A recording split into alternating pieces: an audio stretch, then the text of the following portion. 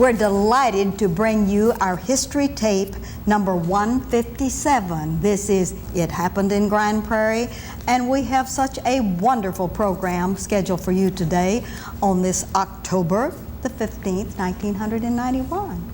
We would welcome to the dais Mr. and Mrs. Joe Hopkins. Joe, welcome to the show. We're glad to have you with us today. Thank you for inviting us. It is wonderful to have you. And Louise, your wonderful wife, we're glad to welcome you front and center today. We would like to begin our history show with a little genealogy. Brother Joe, we'd like for you to look a little bit toward your left to the camera. And since your eyesight is a little bit not to your liking, but we know that you're going to enjoy this presentation anyhow, we'd like for you to tell us the genealogy of your parents and maybe something about the early life of Joe Hopkins. Why don't you do that for us now? My mother was born in Milan County, Texas. My father was born in Giles County, Tennessee. They settled in a community around Palmer and Ferris, and this is where we spent the biggest part of our life. All right, now your mother, give us her full name, including the maiden name. Would you do that for us? It was Grace Brumley Hopkins. All right, and your father's full name? Henry McKinley Hopkins. That's wonderful. And they settled around Palmer, Texas. What did he do for a living? We were farmers. You were farmers. Oh, then you lived out on the farm. We lived out on the farm, yes. Oh, that is great. Well, did you have any brothers or sisters? And if so, would you name them? I had 3 brothers, 2 of whom are deceased. All right.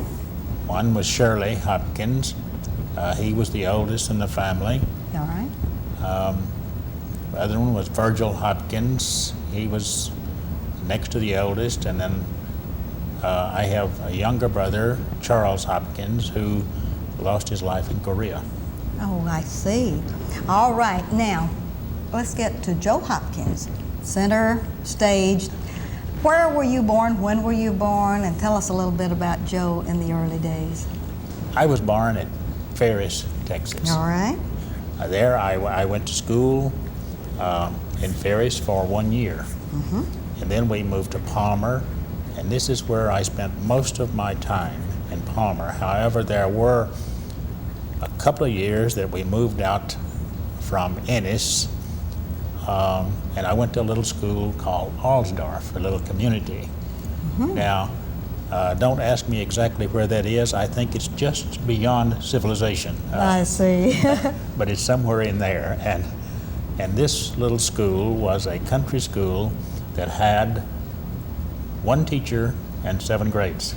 How splendid. So we got a real good education early. We studied 7 grades all at the same time. Yes, you did. And it was very, very pleasant going to a small school like that.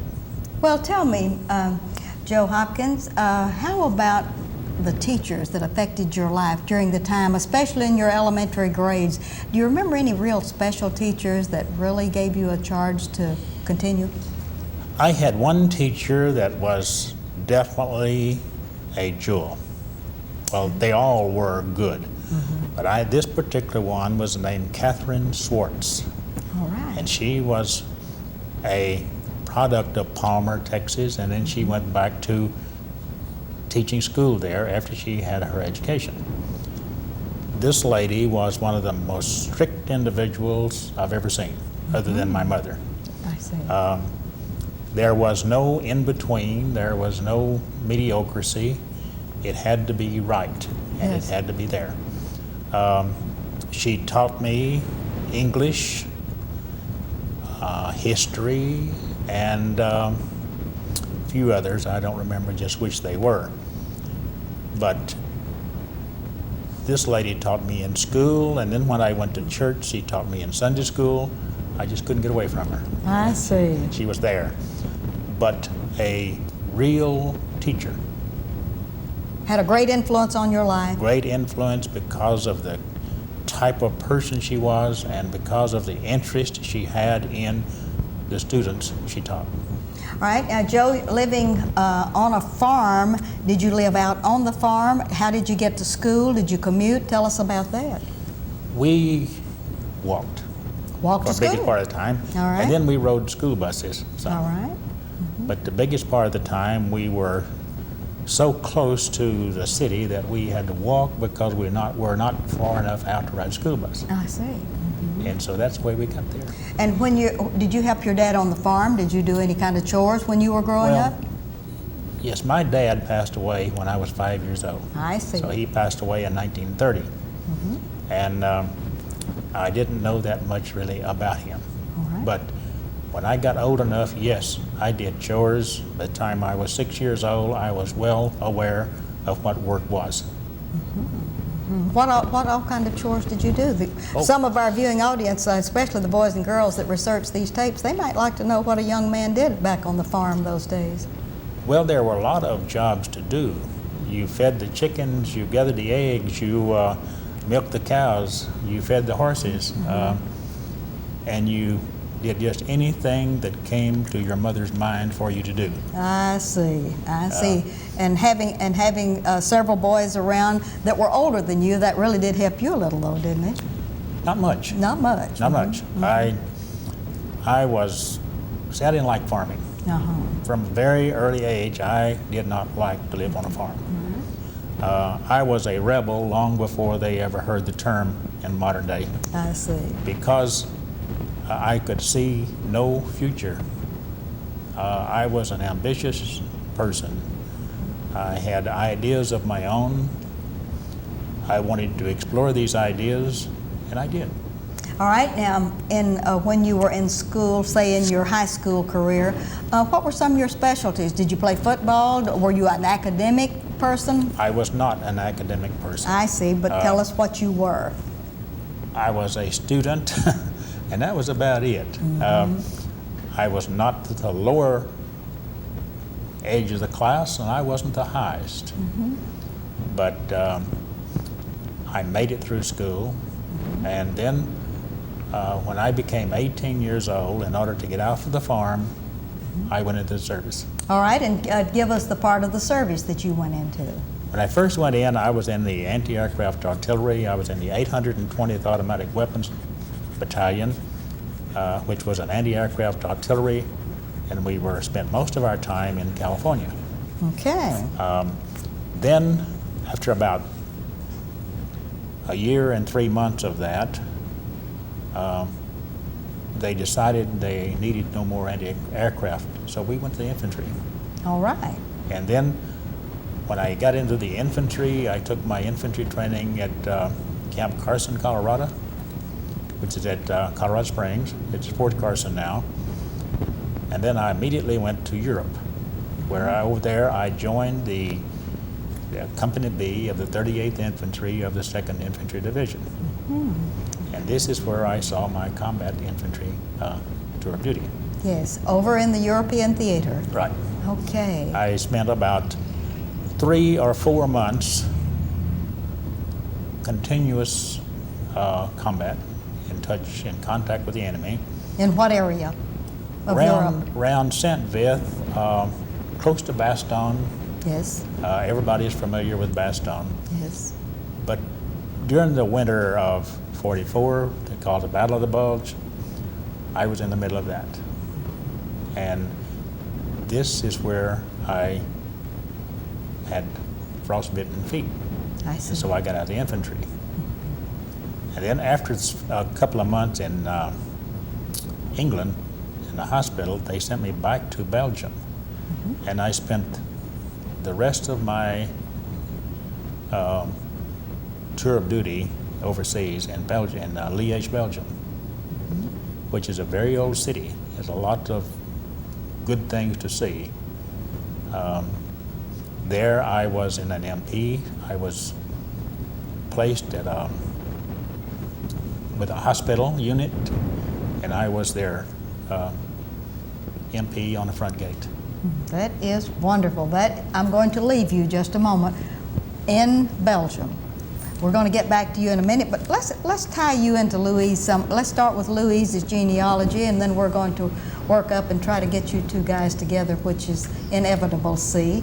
So Louise, would you look into your camera and tell us about your genealogy, your parents' names, and establish that for us, would you? My father's name was Hiram Alexander Robbins. My mother's name was Olivia Jane Swilly. My father was originally from Kansas, and when his family moved to South Arkansas from Kansas, where my mother had always lived, well, they met, and I think at church, and that's where they became friends and married. All right. And they had 4 children. All right, of the 4 children, would you name those in order and include yourself in there for us, Louise? The oldest was a girl, Melissa Robbins Parsons. Okay. And the second one was Laura Robbins Taylor. All right. And I'm the third one. All right. And I was Louise Robbins Hopkins. All right.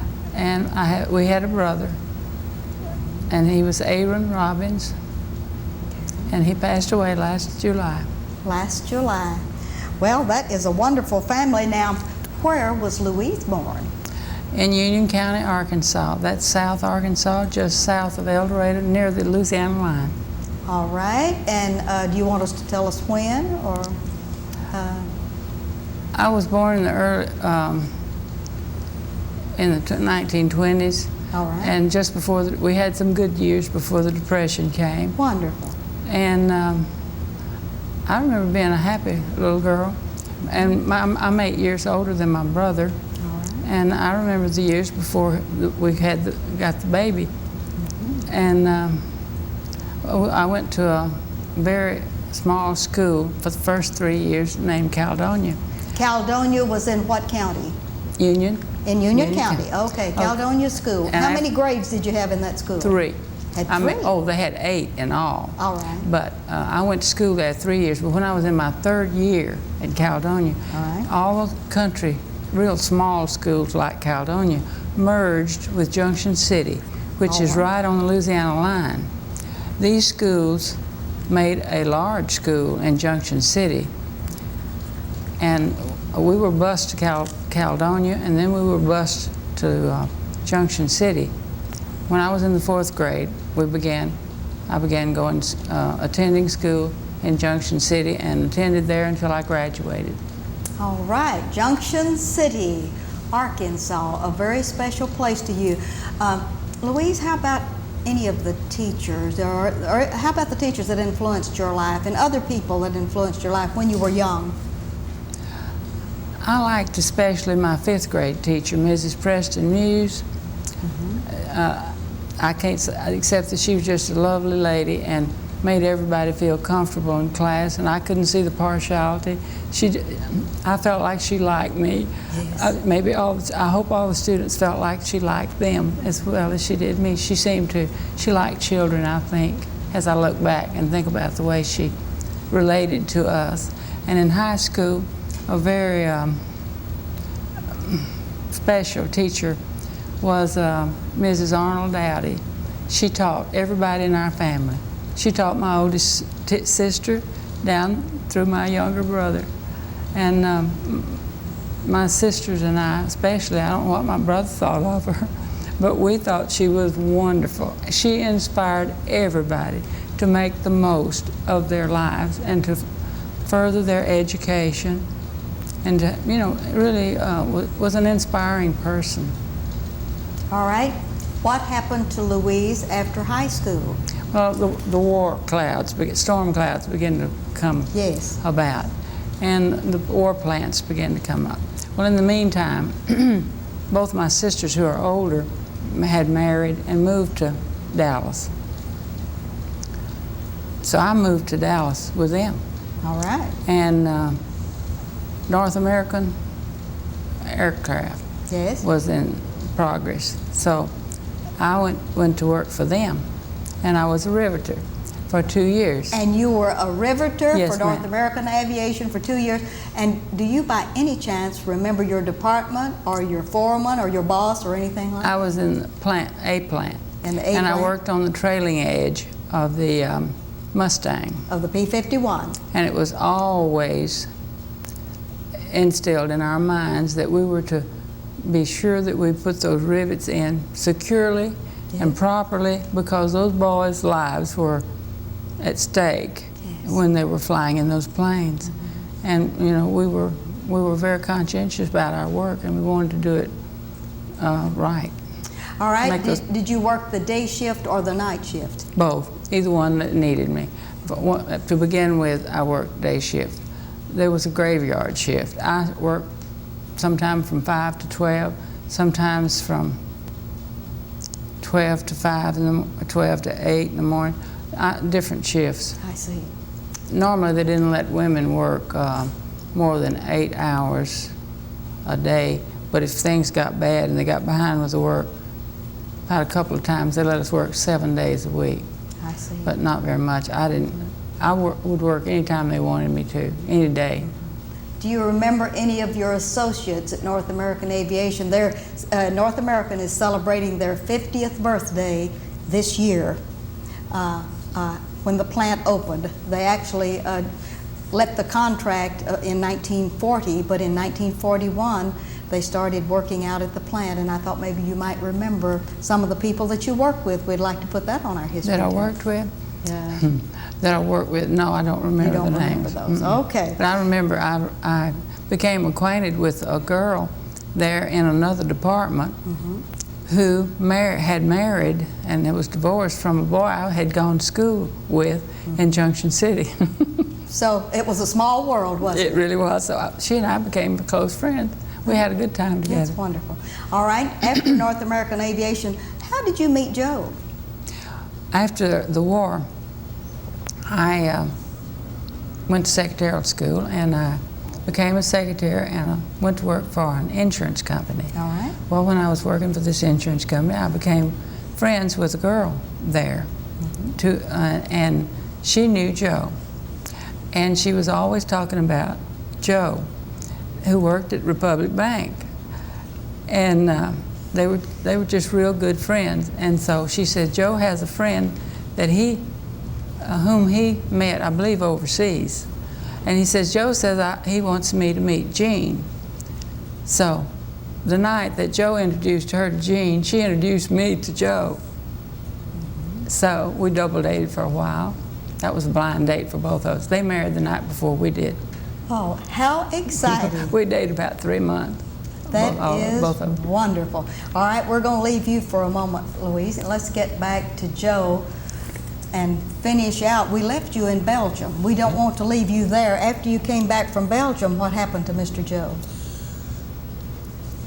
I was unemployed for 2 whole weeks, I see. and I got a job at Republic National Bank of Dallas. All right. Doing what? I was in their transit department, All right. and this is where they processed checks, and I worked in their mail room, and just wherever they needed me. Yes. The reason I got that job was because of a person I knew in Palmer. As you say, it's a small world. Yes, it is. The cashier at Republic Bank and this fellow I knew in Palmer were friends. And so when I gave them his name as a recommendation, I found that they knew each other. And so he called down to get a reference. And this fine gentleman in Palmer gave me such a recommendation that it really put me on the spot, because they asked him what I could do, and really I was not trained to do anything other than Army and farm, and I didn't want either one of those. So this fella told him to put me to work, that I could do anything he wanted me to do. And so I asked him what he wanted me to do, and he says, just that. Whatever I want you to do, that's what you're going to do. And that's the way it was. And you worked at Republic Bank how long? 3 years. 3 years. All right. And then how did this insurance thing come about? Were you working with an insurance company after Republic Bank? No, she worked for the insurance company. She worked for the insurance company. They were about a block apart. Oh, I see. Oh, yes. All right. And so now that y'all are double dating and getting ready to get married, and then did you marry in Dallas or where? Yes.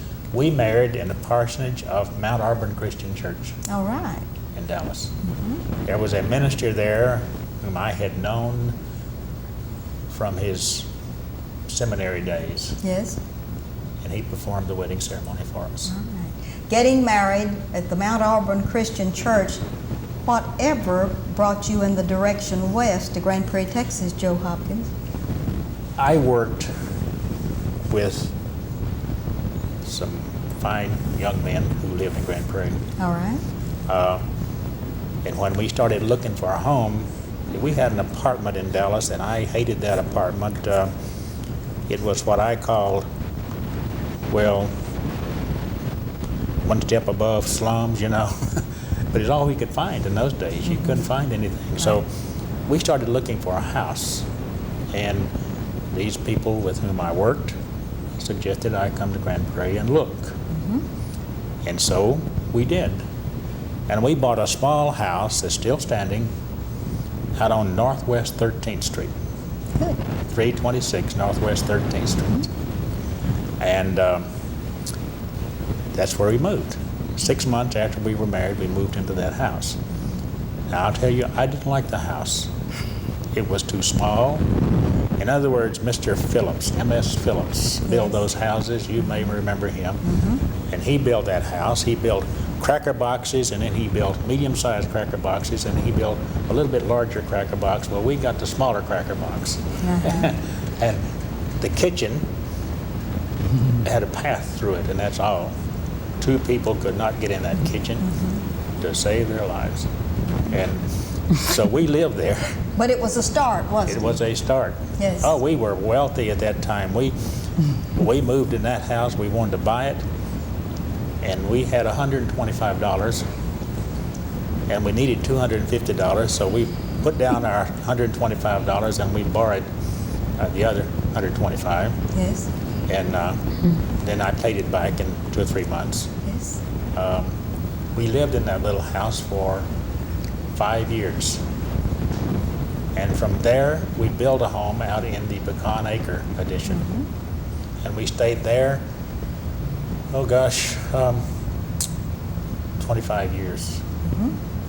And then we moved over to where we are now, on Ingleside Drive. Yes. And love that. We love it. All It's right. very nice. The only thing now is too large. Too large. You go from too small to too large. That's right. Let's get to Louise. Louise, during all of this time that he's moved you to Grand Prairie, Texas, what have you done with your life since you all have been married? And I'd like for you to weave in your family of your children at this time and name them, please. Well, we lived in Dalworth on Northwest 13th about 7 years, and we enjoyed that. Joe didn't like the house, but it was new, and I was happy as I could be. But I knew one day we would have a brick home, and so I was looking for it. When the brick addition became, we knew that was in the making of it. Where the trees were, I wanted a house where there would be lots of shade trees. Well, I was looking forward to that. And then while we were in Pecan Acres is when we got the girls. All right, and would you like to name your daughters, please? Mary Clements. Mary Jo Hopkins Clements is your first daughter. Right. All right, would you name her spouse and her children? Her spouse is James Clements, and her children are James, Kelly, and Kevin. Kelly is now 16, Kevin is 13. He will be 16 in November, and Kevin was 13 in September. Where do they live? In Arlington. In Arlington, Texas, close by but not in Grand Prairie. All right, your second child, daughter. Barbara Hopkins Harrison. All right. And she married Robert Harrison. We call him Rob. All right. And they have a son, Bobby. Where do they live? And they now live in Pennsylvania. In Pennsylvania, and that is too far, isn't it? Yes. That is much, much too far. Well, that gets your children and your grandchildren, but what have you done with your life after being a mother and doing all this? Have you worked out of the home? Oh, I worked 23 years at the insurance company that I was working for. What was the insurance company where you worked? It was Gerard Life Insurance Company. All right. It was many companies. It was Gerard and Gerardian, And one company was Guardian Underwriters.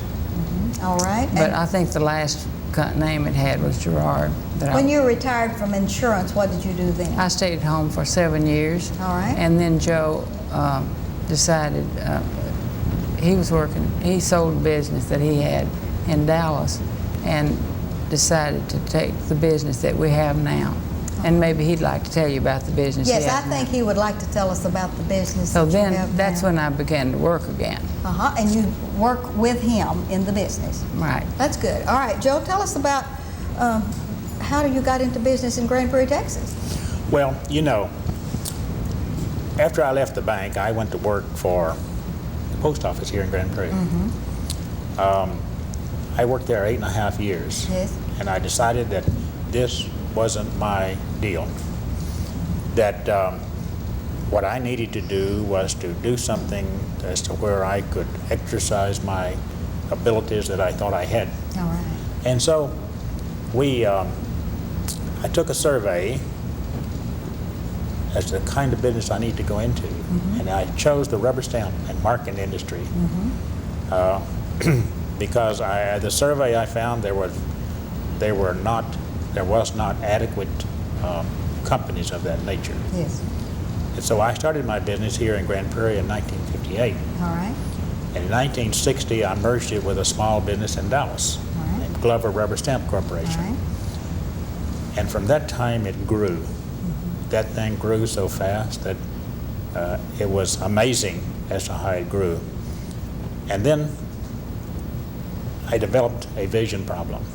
I have no peripheral vision, and I could not drive to Dallas because it's too risky. Yes. And this business and modern office machines and supplies was available at that time, and so I sold my interest over there and bought this. Now, we have owned this particular business about 9 years. It'll be 9 years next month.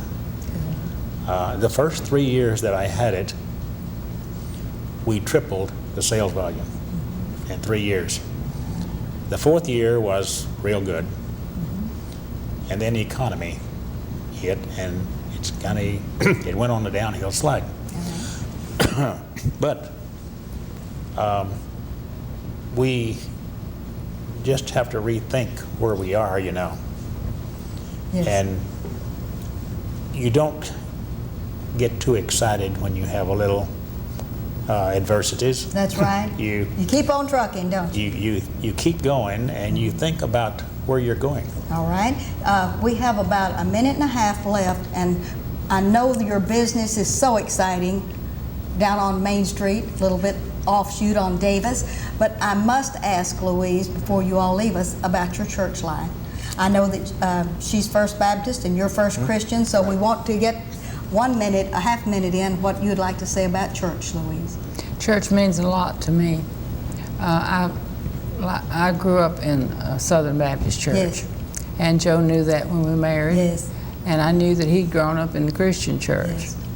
And that has never been a problem. I go to my First Baptist church. He goes to his First Christian. I love the people in the First Christian church. He knows as many or more people in the First Baptist church than I do. That's wonderful. All right, Joe, how about you, First Christian? We have about a half minute. The First Christian church it's meant an awful lot to me. Yes. I met some people when I first went into that church. There were elderly people. They were people who had been in Grand Prairie for years, and they meant a lot to me. Those people really helped me a lot. That's wonderful. And so I have been active in this church all these years, and I will be active in it until I'm gone. Wonderful. They are beautiful people. Beautiful people. Beautiful people. Well, I want to thank you all for sharing your lives. I'm sorry we have just run out of time. We could talk forever about the good things that have happened to you all and to us and to Grand Prairie, and I want to thank you for sharing your lives with us today. Thank you. And this is Ruthie Jackson reminding you that history is as we live and do.